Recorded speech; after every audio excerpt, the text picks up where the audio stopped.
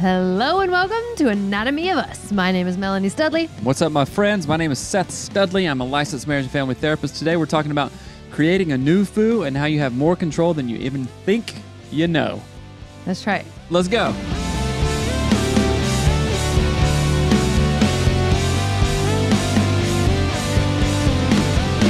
What's up, guys? Welcome to FOOvember. That's right, we're in FOOvember. We're talking about family of origin. We're wrapping up FOOvember. I know.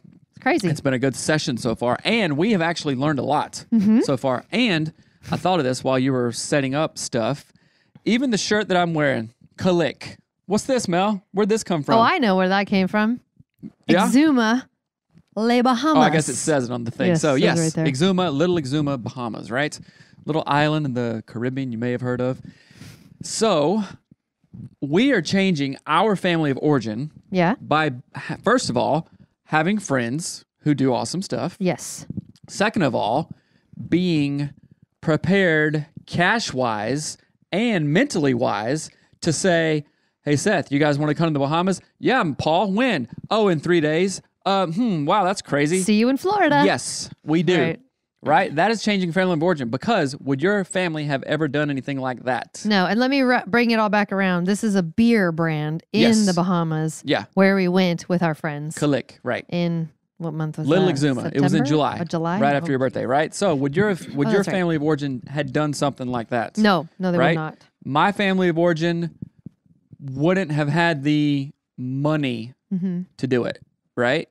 Probably not even they travel, but they wouldn't have gone somewhere so far away. They also may have not had the time and resources to do it, like the time away from work or whatnot, right? Yeah. But we have designed things to allow us to be able to afford things like that, not just financially, but time-wise, emotionally. Like, sure, let's do it. We'll take care of this, and boom, go. And I'm not saying that because we're super bougie. We're hard-ass working people. We're not bougie.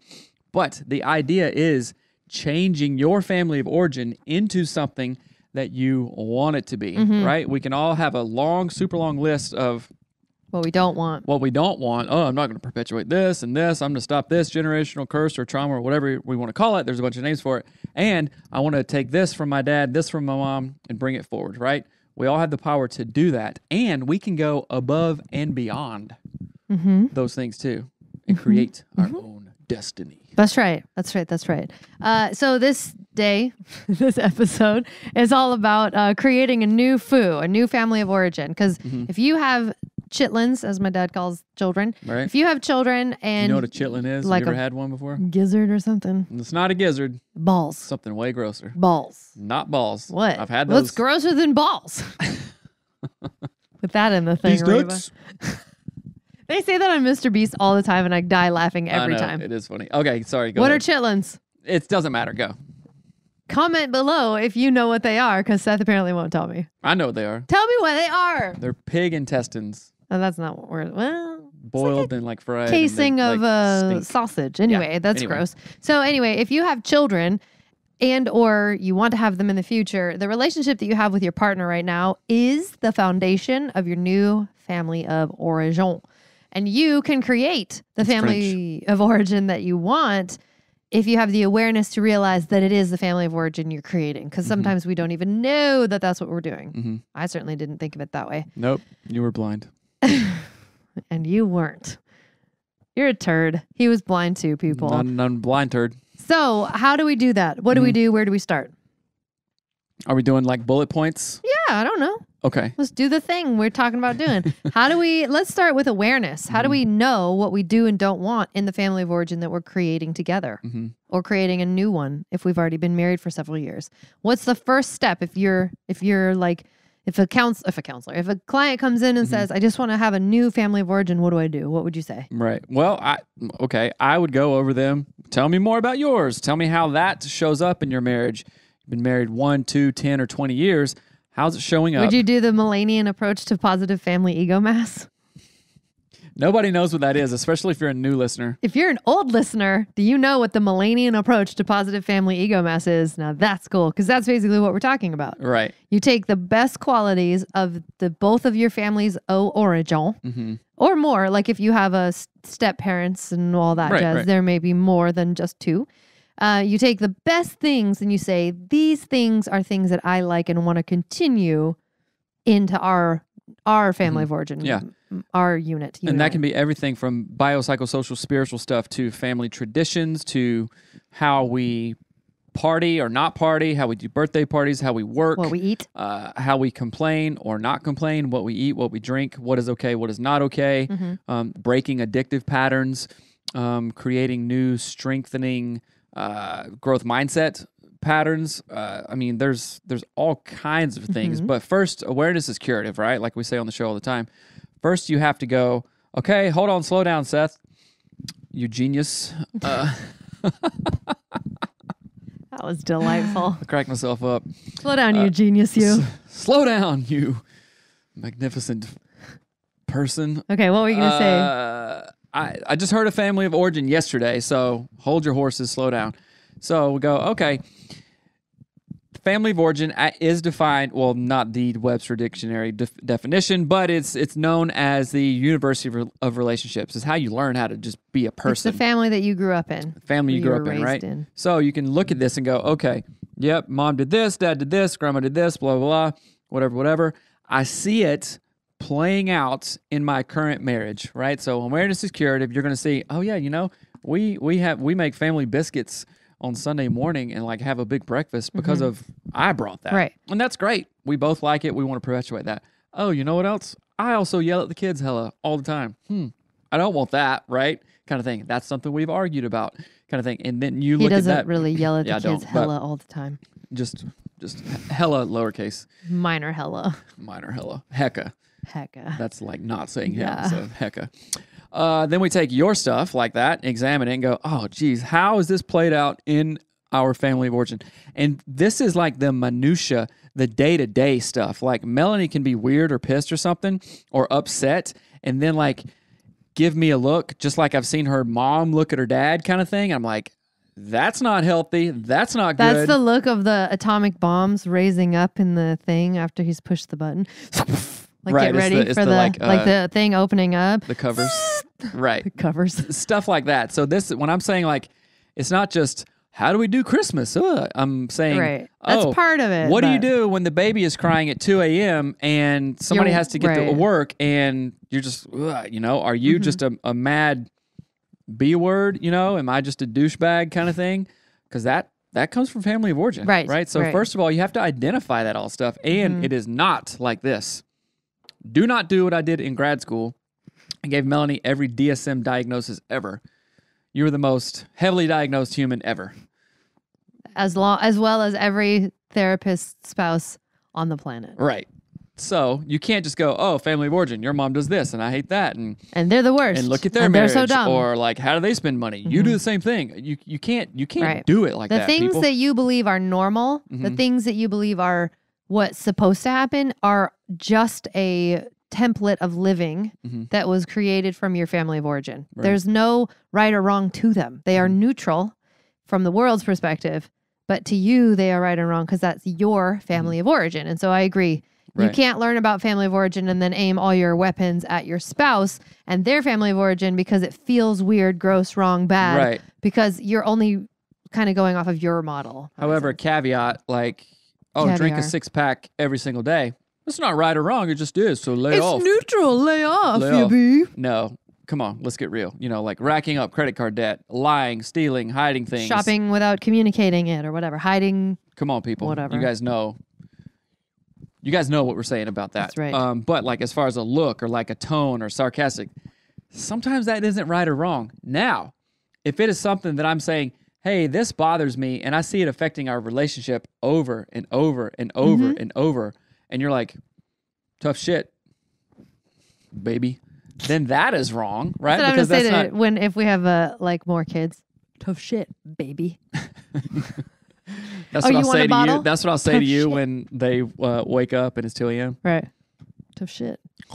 And I go back to sleep. And I want to really point something out there that's important to note is that it's creating a new family of origin. It's not falling into one on accident. It's not, oh, oops, we yell at each other all the time. Guess that's our family of origin, right? Like this is creating one. So if there's an element of the behavior in you, like drinking a 6-pack every day, that doesn't jive with everyone.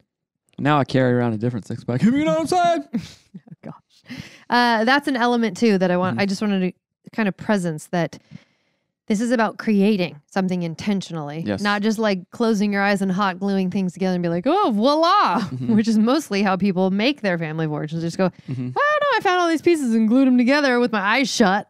And I wonder why it doesn't work right or look good or feel good, right? Because you didn't think about any of it intentionally. Right. And so I think that it's important to, especially if, so there's sort of like 2 or 3 camps here. One is you're newly married or engaged and you're going to start this process and have never done anything at all in this relationship. Or there's, I've been married 5 years.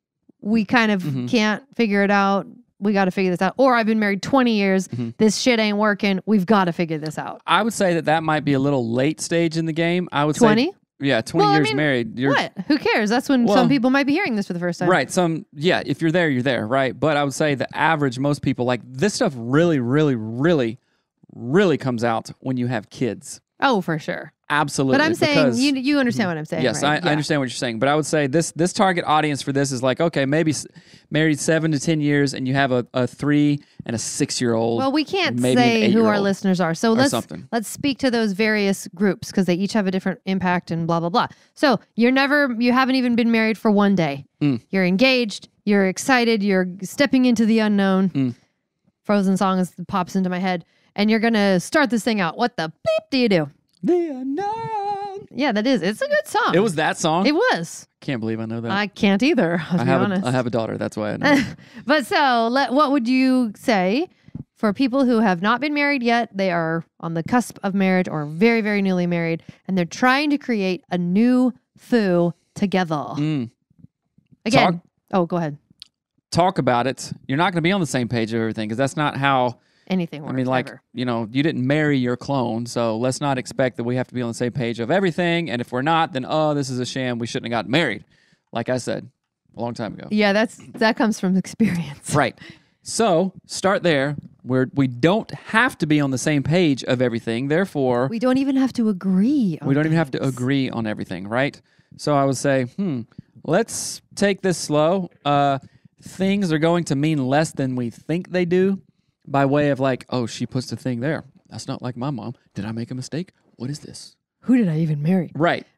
And kind of thing. Right. So chill your chiller, as one of my therapist friends says. Chill your chiller and go, all right, hey, if that is an actual problem that bothers me, all right, let's talk about it. But, and I think of this so much because I did this all the time. We were basically both the worst at it. It's like 100%. Stupid ass stuff. Mattered all the time. So everything. Much. It mattered so much. If he didn't like the pot holders I bought, right, I'd get butthurt about it. But it was because we were young and we had a real vision of we want to do this so good. Like I want to do everything right. If you have this idea or whatever, you want to do stuff right, and you haven't had that chance, and then say I want to invest everything right. I want to make the perfect financial decisions, and somebody gave you $1,000 and they're like, there you go. You'd be like, okay, what can I do to be the smartest of this? And if you're like, well, I want to spend $1, it's just $1. I'm like, okay, hold on, slow down, let's do this, right? So it's like the intention is there, but the impact, there's this saying in sociology, intent versus impact. So the intent is there, I want to do it. And then the impact can be like, oh, you made a mistake. You didn't realize the giant impact that you just made, or the opposite of that, of like intent, I want to do good. Then the impact of $1 on 1,000 really isn't that much, right? So it's a scale, man. So I feel so bad for like newlyweds. I'm like, no one should get married ever again because it never works. Not everyone was bad as us, though. I will say, just because if you're young, that does not mean you're as dumb as we were. Yeah. That's for darn sure. But I think right out of the gate, it is so important to understand that your partner's family of origin preferences, meaning things like where they put the dishes in the dishwasher, how they clean a house or don't clean a house, what type of laundry detergent they buy, which we have great friends, the ones we went to the Bahamas with, fought about like fabric softener was their first fight. And he was like, we were in the aisle of like Publix fighting about fabric softener because he's like, what gross idiot would use Downy or whatever. And he's like, Mom always used. My mom did it. Whatever, right? And so all of these things, and this is what I would really stress, the differences that arise that feel like conflict aren't. They're just differences in how you were raised. And all they are opportunities to figure out what you guys together want. Right? You're going to feel like one is right or wrong, but that is not true. Downy is neutral, right? Where you put the fork in the dishwasher is neutral. Now, if you hear me say that and you go, no, it's not. Family of origin. There was this quote that by Preston Smiles. You guys should follow him. He's awesome. He's a coach. He said something like, and this isn't verbatim, but if you find yourself getting pissed at things, those are mostly things that you need to work on. Oh, yeah, they are. Like look the at red that flags. as a trigger as, oh, that is exactly where I have to grow. Right? Like, I get mad at one of our kids because he like dips a fork in the peanut butter jar, eats part of it, and then puts a big gigantic glob of stuff in the dishwasher. I'm like, bro. Yeah. No, or like it doesn't work that on way, the table to dry for the next 2 days. Right. So stuff like that. But okay, yeah. If stuff is pissing you off more often than not, look at it differently, and that's where you got to grow. That's neutral. Even that is neutral, right? Oh, yeah. Like, you don't need to get mad about that. Oh, right. You don't have to get mad. Getting mad is a choice, Melanie Dawn. Don't you dare. Don't you dare. Don't you dare. So the other thing I would say is if you're newly married or, get married and you're trying to create a family of origin that you are happy about, I want you to kind of close your eyes in a happy space and envision yourselves 10 years from now, 15 years from now. How do you want to talk to each other?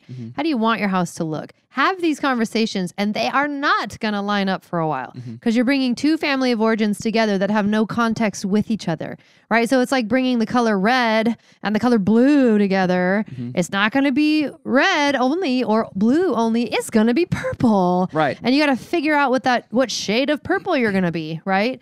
So let's back up for a minute here, because if we aren't communicating with I statements, with a clearing structure, with from a fairly differentiated stance, then all this stuff is going to not work. You know what I'm saying? So you like blue, I like red. If we can talk about it in a way that, I'm not offended that you don't like my favorite color. Right. We shouldn't have got married because you don't like my favorite color. And I'm not trying to convince you my color is better. Exactamundo. So it's, hey, you don't have to like red. I'm cool. I like it. I liked it before I met you. I'll like it if you die, right? So right now in this space where we are, I prefer red. Cool? Yeah, cool. Okay. My shoes that I'm going to wear on my car are going to be blue. Okay, great. Right? And if we get something together, like, hey, I don't want a red house. I don't want a blue house. I don't really want a purple house. Right. Let's find something that we can agree on. White or black. Black with white trim. Oh, yeah. That's sick. We've had both of those color homes. Sick. Yeah, we have. And now it's blue. Right. Whatever. So it is more about the way that we communicate around it. And the idea, always the swirling idea of, we can design this. We can co-create it together. Think of it like on the Great British Baking Show when they want to marble a dessert. They're not all white. It's not all red raspberry color. They're marbling it. It's an intertwining of the desserts. Swirls. I'm just thinking of dessert now. Yeah, me too. # Bakery Nouveau. # I went there on Tuesday and I forgot that it was closed after 75 days. Seth's been on a diet for 75 days, goes to his favorite bakery. That should be like a sitcom beginning. You know what I did all day? I sat in the car for 8 hours and did nothing. Nice try. That is what I will say. I think that's a good way to wrap that one up. So then the next one is you've been married a handful of years, not quite 20, but not quite 0. And you're sort of like, or when kids start popping out and you start realizing like, oh shit, we have different opinions. And parenting really does bring this stuff to light because there are things that you don't do as a couple that you do when you have kids, like things like how you bathe a kid, how you talk to them, especially as they get a little bit older, like what words do you say or not say? How does dad play with the daughter or not? How does mom talk to the sons or not? These are all family of origin things. Right. And that has more immediacy because you're dealing with another human. It's not just your feelings. It's not just your partner's feelings. And it can be super triggering. Like Seth can treat the kids in a way that triggers my old wounds that have nothing to do with him that he knows nothing about. Right. So when kids arrive, it tends to have a whole different wave. They're here. Yeah. Ding dong. That would be great if you didn't have to like actually be pregnant. But it has a whole new world of implications as it applies to family of origin. And so in that case, you've been married for a while, you have some things already in place, but you're seeing the dissonance as it pertains to family of origin stuff. So how do we then step in and say, ooh, wait, this thing, I want to change this. And how do we do that well? Yeah, that's where a lot of self-awareness comes in. Like, oh, wait a minute, I suck. I'm just mirroring how my dad talked to me or how my mom talked to me with sarcastic or critical or just like dismissive. That doesn't help. And this is where, parenting is such a bonkers thing because it can cause insane amounts of stress and heartache and craziness, but also bring you to like the best part of you and the best part of you and your spouse kind of thing. So there have been times where I'm like, no, this is the worst choice ever. What are you doing? You're going to ruin our kids kind of thing. Too, like, something I've been doing? Yeah. But that was of course dramatic of me. But you dramatic. But also, hopefully by the time you have kids, you're in a good enough spot to where like, oh, wait a minute. I'm kind of more adept to this and I see it differently than Melanie does. And actually, I'm kind of stronger in that area with whatever kind of thing. You see what I'm saying? Like, oh no, we're not going to give in to the first time they cry or say this, or like, no, respect, non-sarcastic, non-critical communication is very important. But if that was your family of origin, which it was, you're like, what's the big deal? And I'm like, no, it is 100% damaging. I'm on the outside looking in. That's not going to be helpful. So let me help you with that. And you're going to be like, oh, okay, yeah, that makes sense. And then other times where I can be just not a drill sergeant so much, but I'm like, hey, let's go. Come on, do this. Hey, what? Let's go. I told you once, you didn't do it. What's going on, right? And Melanie comes in and is like, bro, calm down. Your tone, your demeanor, your everything. You've even said that Southern saying that I say, you're going to catch more honey with flies. Say that again? You're going to catch more honey with flies? You're going to catch more flies with honey. I'm out here just catching honey with flies, man. Use some sweet words, get on their level, be kind, and then you're going to get more of the behavior that you want, right? And you have helped me tremendously in that. So that's one thing that has brought us together on that. But we had to be on the same page because one thing that a kid can do is like having a business. It's like having a business partner. No, not a business partner, an employee who is just a dummy and like gossips and talks about and doesn't work super hard, but sometimes does. And you're like, hey, getting along. But the other times just like, ugh. A kid is like that? Sometimes they can be like divisive. I was going to say, kids. Because a kid goes here, says, oh, mom, this. And you're like, yeah, your dad. Or vice versa. And then what are we doing? Oh, we're getting further apart while the kids are getting closer to one of us or both of us or kind of thing. So you got to be, and I say this to my clients all the time and reiterate it to ourselves, the parents, in fact, this is one of the major theories from family therapy, structural family therapy. It starts with a very solid leadership of the mom and dad or the head of the family or whatever you want to call it, right? So it goes there and then downriver. I just played my own funny bone string. I literally went like that, like I plucked it like a string on accident. Zots. And I think in that situation, again, this idea of you're going to run into all these differences in family of origin as it relates to kids and, maybe job changes, stuff like that. Yes. And you can help solve those by having a vision of the future. What do you actually want to see? You do it for yourself. Your spouse does it for them as it relates to your marriage, and then talk about it without fighting about it. Yeah. So again, if you are talking and fighting all the time, you need to figure out what is pissing you off, and then you need to learn from that thing. Because if we don't learn from it, it's going to get handed to us again and again and again. Because if something pisses us off and we just try to fight our way out of it, it's actually us not learning. As weird as that sounds. Problems are teachers. It's like it's a teacher that you hate that's trying to teach you algebra. He or she's showing up and showing until up. Until you pass, you can't get out of that teacher's class. That's right. That's what problems are like. Right.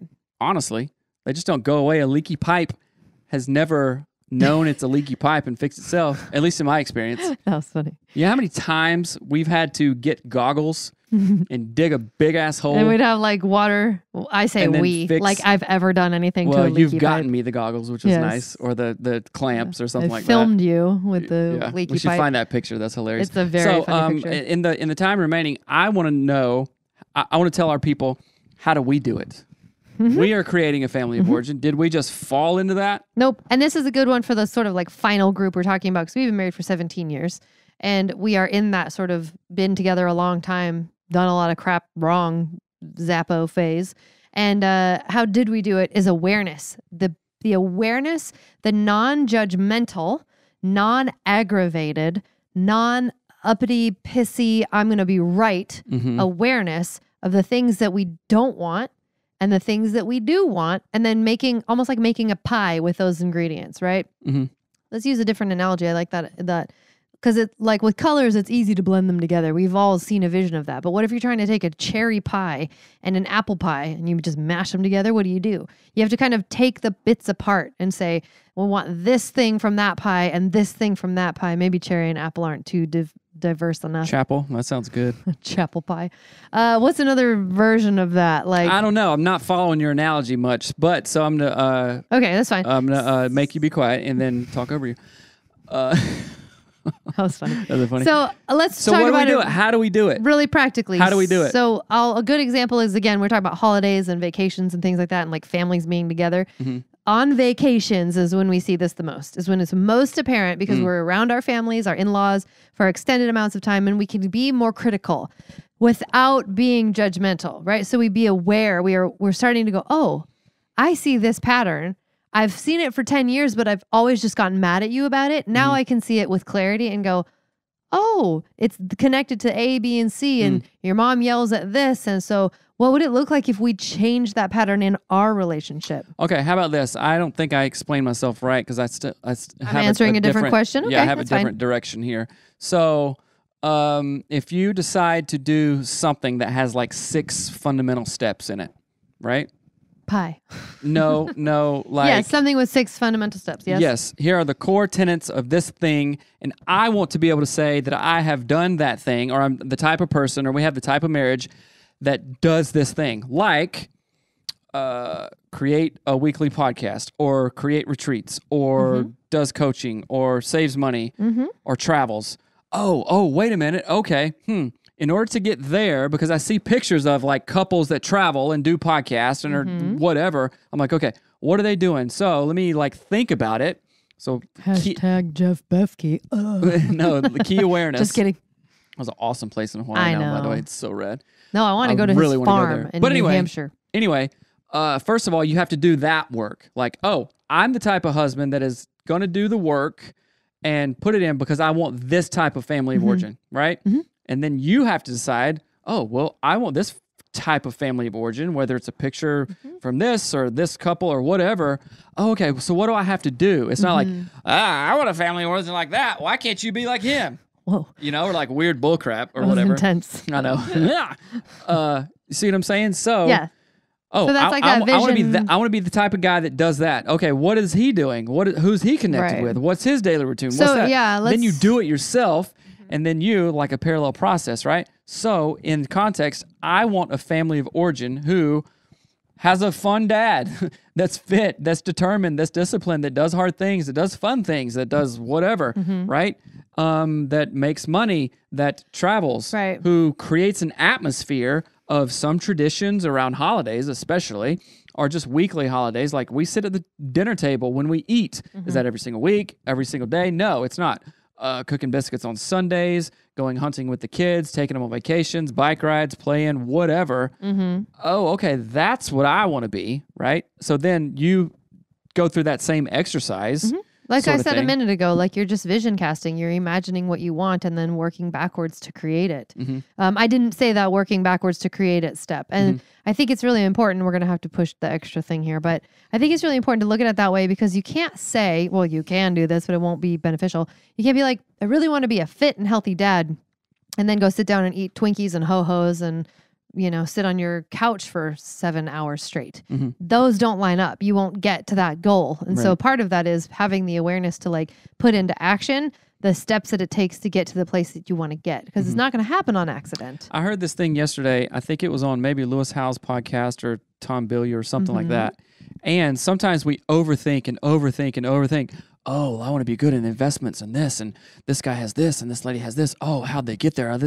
No, just do something that they do. If you want to be fit and go, oh, I'm gross and can't even run 10 feet. Yes. You don't have to go, okay, well, let me think about this for a week and I got to consult my doctor and I got to get all this blood work done. Get up. And just put the Twinkie down. Put the Twinkie down, get up and go to the gym. There's even studies around this, around motivation and habits and stuff like that. Get up, go to the gym, touch a workout machine, and then leave. No, I'm serious, because you're creating the habit that even got you to the gym in the first place. Maybe you laid your clothes out the night before, you got a drink of water, you set 2 alarms, you didn't press snooze 100 times, you got up in the cold, started the car, and then went to the gym, right? And then you habit stack on that, right? So you don't have to have this huge laid out plan.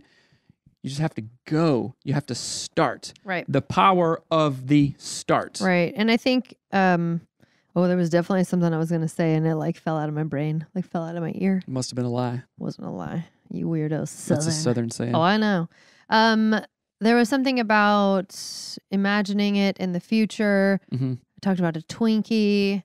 And then you talked about the gym. You can imagine your future self kind of thing. Don't know. So this is where the power of vision boards come in, and ours is right over there. No, actually, it's down one there. Right there. And, okay, it has a picture of a house. And what did you do today?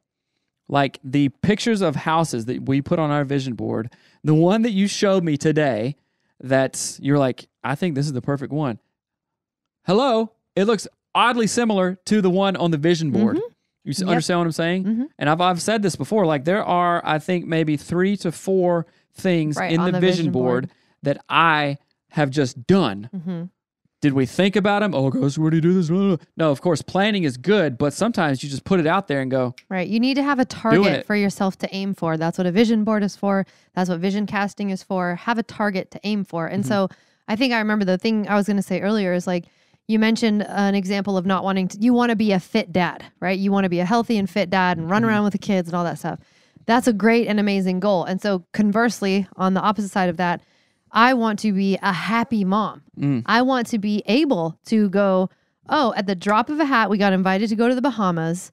We can do that. I don't need to bitch and scream and yell and cry and be mad. I've seen that before.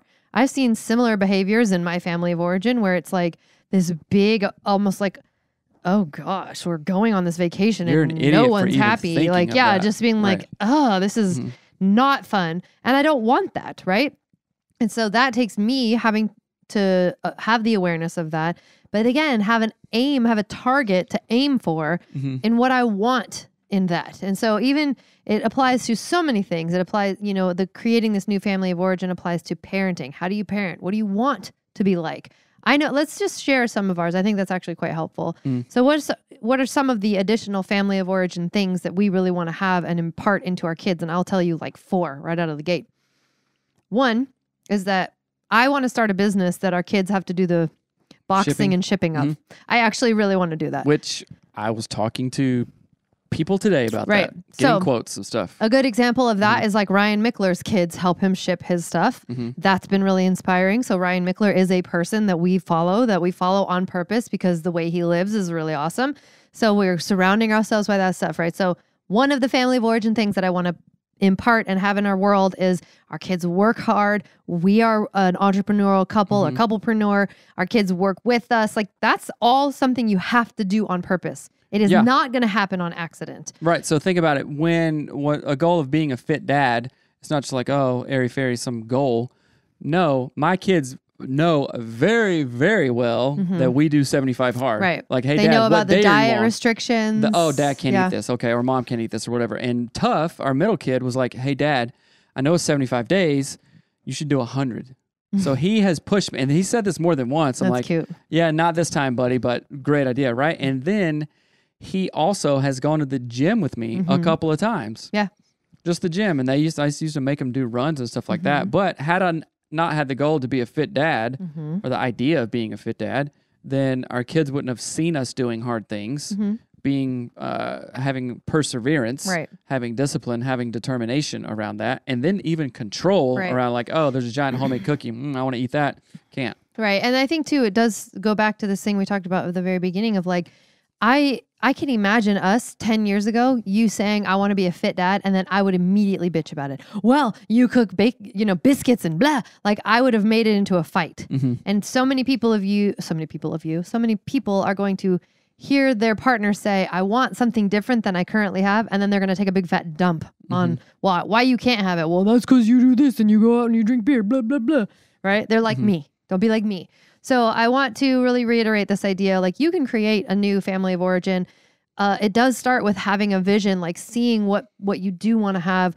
Take the good from your different families and put them in a pile and talk about it without fighting. And then cast a vision, create a dream, daydream about the kind of marriage, the kind of family you want to create and build, and the kind of life you want to have. The energy. Hold on, we've got to wrap up. I have Pilates, you guys.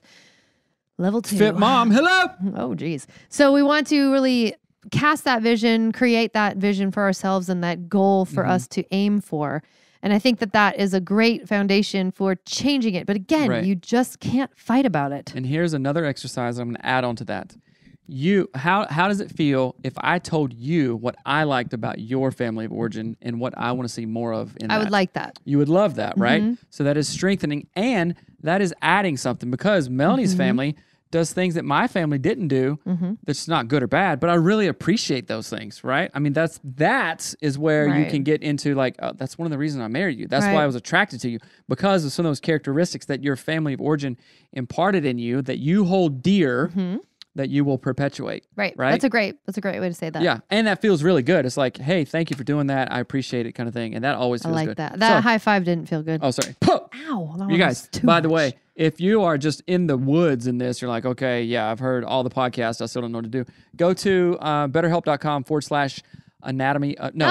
BetterHelp.com/us to get hooked up with a licensed clinical psychotherapist or psychiatrist or counselor, just like me. BetterHelp.com/us, right? And if you want to work with us, go to, anatomyofus.com and click that coaching tab. That's right. You can coach with us, which is badass, and you would be awesome. And anyway. Here's the last thing. You guys, we are having a lot of stuff come up in 2022.